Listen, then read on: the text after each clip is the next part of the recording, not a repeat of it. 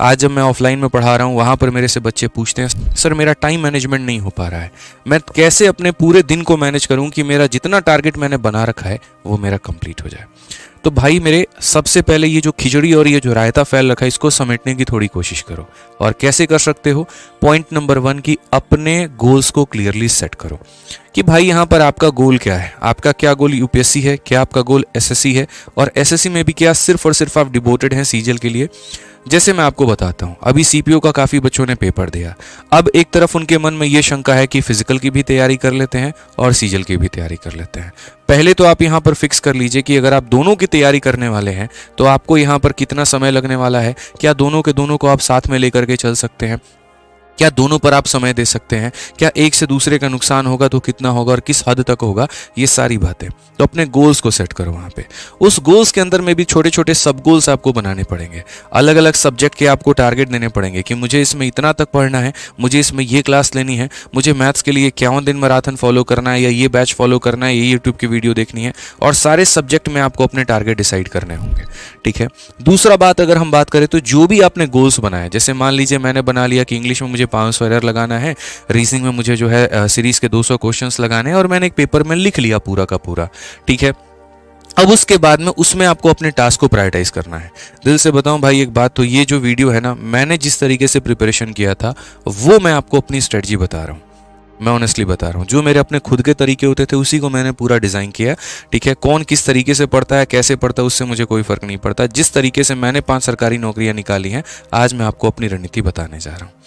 तो मेरा सबसे पहला काम ही होता था कि मैं अपने गोल्स को सेट करूंगा कि भाई ये मेरे काम है, उसमें प्रायोरिटाइज करूंगा। यहाँ पे प्रायोरिटाइज का मतलब कि जैसे मान लीजिए पहली प्रायोरिटी मेरा सिलेबस कंप्लीट करना होता था और दूसरी प्रायोरिटी उसके सेक्शनल मॉक टेस्ट और मॉक टेस्ट देने होते थे। तो प्राथमिकता दीजिए कि कौन सा काम पहले करना जरूरी है। उल्टे सीधे काम अगर आप करेंगे, उल्टी सीधी प्रायोरिटी आप देंगे कि पहले मॉक दे देते हैं और फिर बाद में पढ़ेंगे, तो ये सबसे बड़ी गलती हो जाएगी। ठीक है। इसमें क्या होगा मेरे भाई, जब आप मॉक देने जाओगे तो आपको ऐसा लगेगा यार सिलेबस कंप्लीट करना है, सिलेबस कंप्लीट करने जाओगे तो लगेगा यार बाकी बच्चे मॉक दे रहे हैं, मैं क्यों ना दूं, मैं मॉक दूंगा। एक खिचड़ी बन के रह जाएगी। तो अपने टास्क को पूरा प्रायोरिटाइज करके रखो कि अर्जेंट ज्यादा कौन है, फिर उससे कम अर्जेंट कौन है, फिर उससे कम अर्जेंट कौन सा है। ठीक है। तीसरा अगर बात करें तो डिस्ट्रैक्शंस को टाटा बाय बाय कहना पड़ेगा।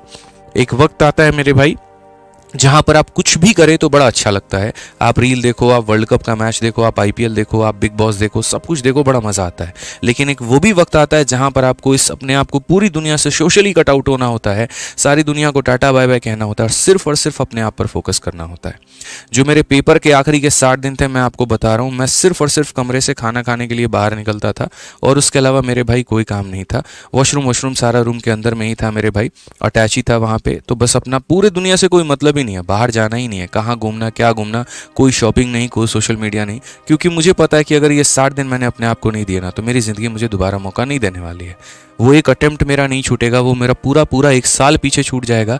दोस्तों के सिलेक्शन के स्टेटस में देखूंगा और बस यहाँ पर देख करके अपने आप को कमरे में कैद करता चला जाऊंगा, अपनी इच्छाओं का दमन करता चला जाऊंगा।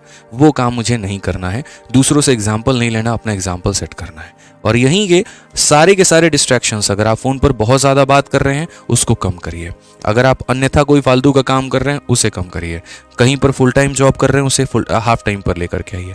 मतलब उतना ही फोकस बाकी चीज़ों पर देना है जितनी आवश्यकता हो। खाना खाने में 10 मिनट लगते हैं तो 10 मिनट ही दो, 1 घंटे खाना मत खाओ। ठीक है। कि पता चले 1 घंटे तक खाना खा रहे हैं, रील देख रहे हैं, चाय पीने गए लाइब्रेरी के नीचे तो 1 घंटे लगा दिया, फालतू का कोई काम नहीं। टाइम लिमिट सेट करना बहुत ज़रूरी है। एक ब्रिटिश में एक बहुत बड़ा मेरे भाई प्रिंसिपल है और उस प्रिंसिपल में ये सीधा बोला जाता है कि इंसान की कामयाबी के सबसे ज़्यादा पीछे जो अगर कोई शक्ति काम करती है तो वो उसके टाइम लिमिट को सेट करना होता है। मतलब आप ऐसे मान करके चलो कि मैं निकल गया बस कहीं पर घूमने और मुझे पता ही नहीं कहाँ जाना है, तो ये जर्नी कभी भी सक्सेसफुल नहीं होगी, कभी इंटरेस्टिंग नहीं होगी।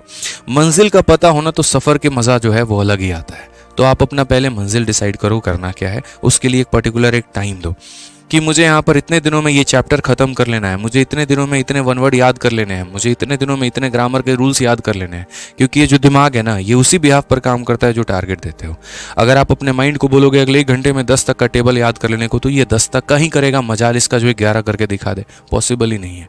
हमेशा माइंड उस लिमिट तक ही काम करता है, उससे ज़्यादा का काम करता ही नहीं है। ठीक है। कम करके दे देगा वो हो जाएगा मेरे भाई, लेकिन ज़्यादा करके नहीं देगा। इसीलिए आपको शुरू से ही अपने टाइम लिमिट्स फिक्स करने हैं ताकि आप दायरे दायरे में रहो। रोड भी चलता है तो उसके बगल में डिवाइडर होता है जो गाड़ी पर मेरे भाई जो है गाड़ियों को रोड से बाहर नहीं जाने देता है। उसी तरीके से आपको एक अपना डिवाइडर बनाना है कि इस काम के लिए इतना ही समय है, इससे ज्यादा मेरे लिए जहर का ये काम करेगा। आगे बात करें तो काफी सारी चीजों को आपको ना कहना पड़ेगा। ना आपको क्या कहना पड़ेगा, हो सकता है आपको अपने महिला मित्र को भी ना कहना पड़ जाए। मैं आपको ये भी बात बता रहा हूँ, आज नौकरी है तो कल वो भी हो सकती है, उसके घर पे जाकर रिश्ता भी मांग सकते हो। और अगर मेरे भाई वो नहीं हुआ ना, वो भी तुम्हें टाटा बाय बाय बोल के चली जाएगी। चाहे तुम्हारा प्यार कितना भी सच्चा है और कितना भी बोल दो अरे सर मेरी वाली अलग है। सब देखे हैं दुनिया हमने, और काफी बच्चों के स्टोरीज भी देखते आ रहा हूँ, केसेस भी देखते आ रहा हूँ। तो भाई के नाते एक सलाह दूंगा मेरे भाई, काफी सारी चीजों को ना कहना पड़ेगा। अब इसका मतलब ये नहीं आज ही उसको ब्लॉक कर दो और मैसेज कर दो 60 दिन बाद बात करूंगा, बिल्कुल भी नहीं। लेकिन जो तुम अपने घंटे घंटे समय देते हो व्हाट्सएप पे, फेसबुक पे, सोशल मीडिया पे, ठीक है, दोस्ती यारी में, घूमने जाने में, क्रिकेट खेलने में, संडे को शॉपिंग करने में, सारी चीजों को ना कहना पड़ेगा, या जहां जरूरत पड़े तो उसको बहुत कम पे लेके आना पड़ेगा। तो पहले तुम्हें अपने लैंड को पूरा फर्टाइल करना है इन चीजों के माध्यम से। क्योंकि भाई मैं बोल लूँ ये सब्जेक्ट पढ़ना है, वो सब्जेक्ट पढ़ना है, वो सब्जेक्ट पढ़ना है, अरे वो तब पढ़ोगे ना जब तुम्हारे यहाँ पर ये सारी चीजें क्लियर होंगी। जमीन ही बंजर है तो पेड़ क्या उगेगा। तो पहले अपने लैंड को फर्टाइल करो, पहले यहाँ पर अपने आप को क्लियर करो, ये बेस्ट है। तो आगे का काम मैं आपको बताऊंगा, ठीक है। अब सबसे पहली बात आती है, बच्चों का ये डाउट रहता है सर गोल्स कैसे सेट करें और बाकी चीजें कैसे करें। तो मैं आपको अपना टेक्निक बताता हूं जो मैंने हमेशा फॉलो किया पेपर के टाइम पर, रिवर्स कैलेंडर टेक्निक। 5 रुपए का चार्ट पेपर आता है, वो येलो कलर में या पिंक कलर में या सियान कलर में, 3 ही कलर उसके होते हैं। वो 5 रुपए वाला चार्ट पेपर मैं लेकर के आता था और अपने रूम में आकर के सामने वाले दीवार पे मैं मेरे भाई चिपका दूंगा।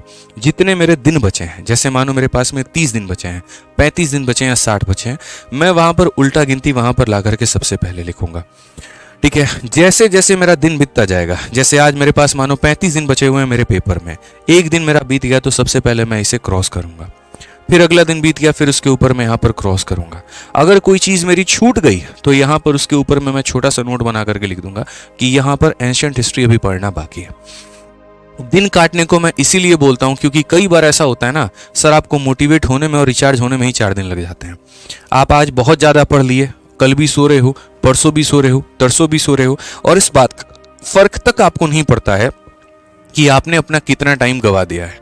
ये एक कांस्टेंट रिमाइंडर का आपको काम करता है कि देख बेटा तेरे पास अब सिर्फ 34 दिन बचे हैं, अब सिर्फ 33 दिन बचे हैं, अब सिर्फ 32 दिन बचे हैं। अपरंपार सिलेबस है, पहाड़ की तरह इतना चीजें कवर करना है और दिनों की संख्या काफी कम है। तो यहाँ पर किसी टीचर की मोटिवेशन की जरूरत नहीं पड़ेगी, किसी से आपको कोई रिमाइंडर की जरूरत नहीं पड़ेगी। ये खुद ही आपको अपने आप में रिमाइंडर देता जाएगा, भाई देख ले जो करना है यहाँ पर इतने दिन में ही तुम्हें करना है, तुम्हारे पास में ही सारी चीजें, अब तुम देख लो क्या होगा। तो रिवर्स कैलेंडर टेक्निक, आज ही जाना कैलेंडर खरीदना, मतलब चार्ट पेपर खरीदना, उस पे ला करके 60 दिन लिख देना उल्टी गिनती में, और जैसे जैसे दिन बीतता जाएगा वैसे वैसे काटते जाना। ये एक प्रेशर बनाएगा तुम्हारे दिमाग के ऊपर में, और ये 60 दिनों में तुम्हारी परफॉर्मेंस को बेहतर करेगा। एक तरफ पेपर में ये रखना है, दूसरी तरफ चार्ट पेपर में क्या करना है, ये सारे टास्क के लिस्ट लगाने हैं।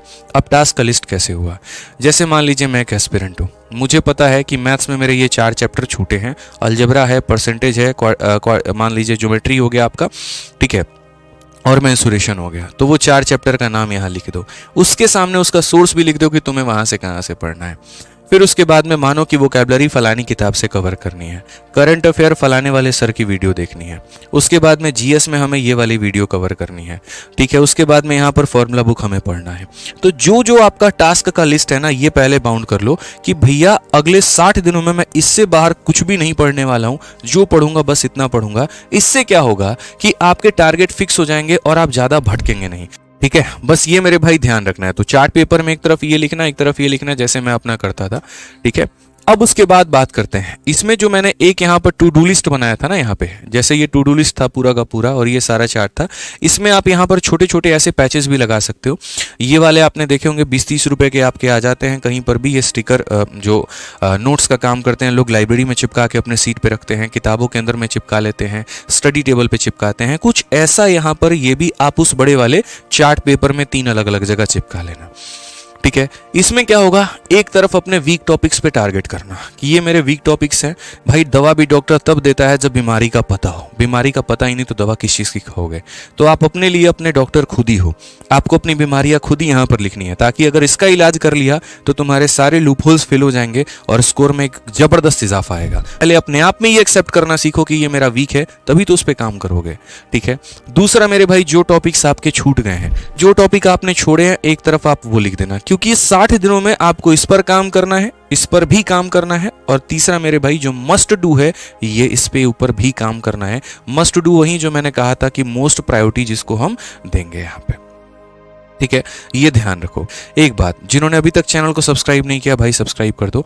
ईमानदारी से सारी बातें बता रहा हूँ, जो जीवन में फॉलो किया वो बताया मैंने कहा ना कि भाई आपके आसपास में कोई नहीं है सर जो आपको सपोर्ट करेगा।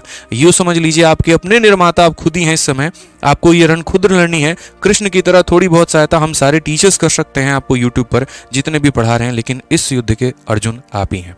लड़ना आप ही को है, जीतना आप ही को है। हम लोग मार्गदर्शन का काम कर सकते हैं, जो हम लोग करेंगे।